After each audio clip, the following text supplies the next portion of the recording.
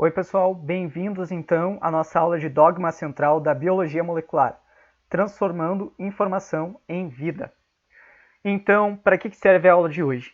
Para a gente entender como o DNA se transforma nas proteínas, como a informação codificada pelo DNA consegue produzir essas proteínas e dar origem a um coelhinho, a gente, a outros animais, formigas, etc. Então a gente tem aqui três ingredientes principais: o DNA, o RNA e as proteínas. E para cada transformação, digamos assim, de DNA para RNA, de RNA para proteína, RNA para DNA e assim por diante, tem um nome específico e isso é cobrado no Enem. Parece muita coisa, mas a gente vai aprender passo a passo por aqui. Então vamos por partes.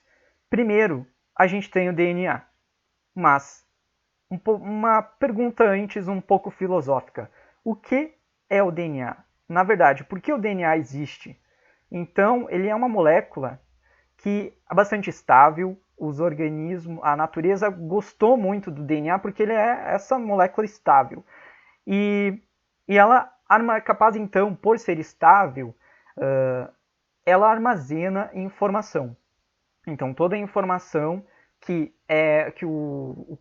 a célula utiliza para se multiplicar e para conseguir se comunicar, para transformar uma determinada parte, um determinado aglomerado de células em um tecido específico, está codificado no DNA. E também existe a interação entre o ambiente.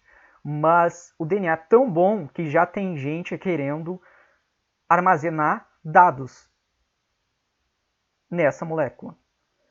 E agora vamos à segunda pergunta. Mas o que exatamente é o DNA?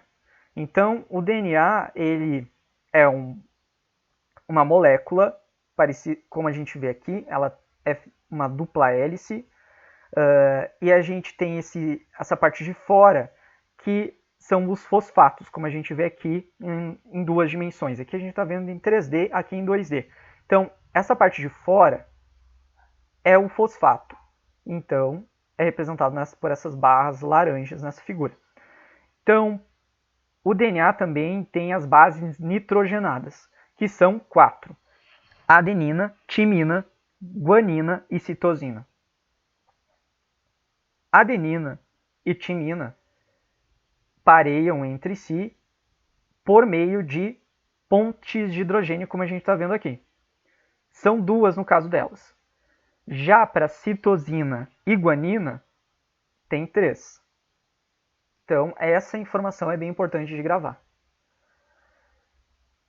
E todas as nossas células possuem o mesmo DNA, certo?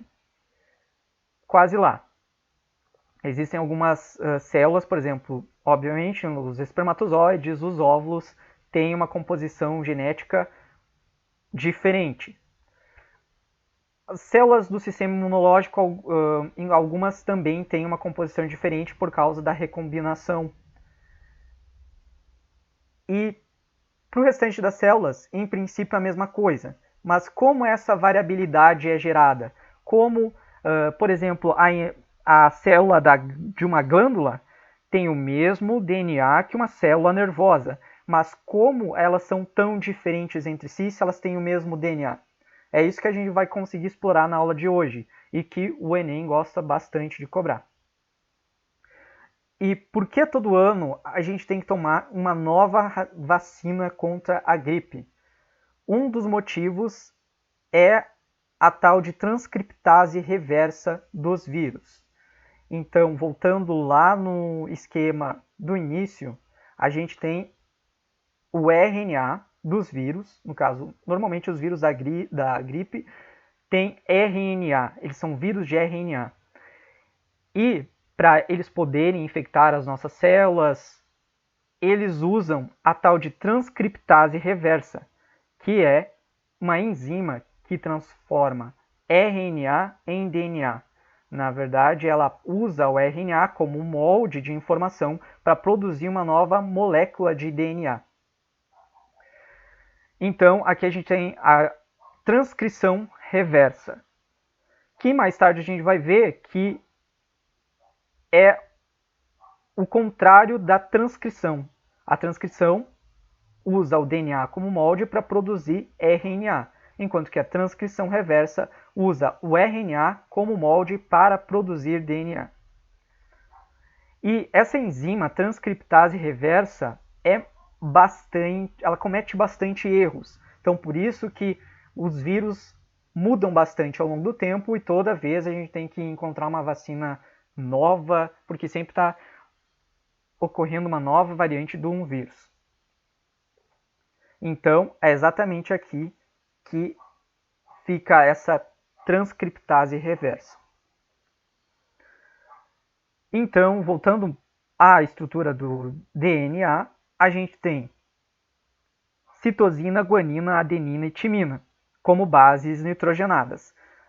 Outra coisa importante de lembrar do DNA é que ele normalmente ocorre, a gente acha ele em dupla fita. Então, cada uma dessas bases nitrogenadas aqui, cada uma das fitas, ela pareia com a outra e forma essa forma helicoidal, essa dupla hélice. Já o RNA, normalmente ele é encontrado como fita simples, uma única fita. E ele tem as mesmas bases nitrogenadas que o DNA, mas a única que difere é uracila e timina. RNA tem uracila e DNA tem timina. E por enquanto a gente termina essa parte então introdutória do dogma central da biologia, entendendo um pouquinho o que é o DNA, qual que é a diferença para o RNA e mais ou menos o que a gente vai aprender nas próximas aulas.